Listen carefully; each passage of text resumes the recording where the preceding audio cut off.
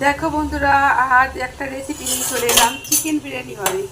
এখানে চিকেন কষাতে বসিয়ে দিয়েছি, আর এখানে সব মশলা দিয়ে, দালচিনি সব কিছু মশলা দিয়ে, আর বিরিয়ানির চালটা ভাত বসিয়ে দিয়েছি। তো চলো কীভাবে বিরিয়ানি বানাই তোমরা দেখো।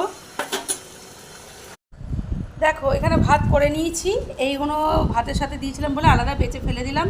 ঘি গলিয়ে নিয়েছি। এখানে রং মেশার হচ্ছে, 2টো হলুদ ভাত হবে।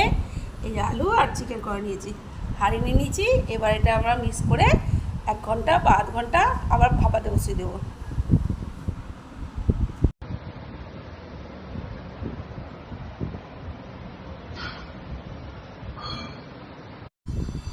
রেডি হয়ে গেল আমাদের বিরিয়ানি, হান্ডি বিরিয়ানি। এটা এবার গ্যাসে আধ ঘন্টা আমি বসিয়ে দেবো, দমে বসাবো।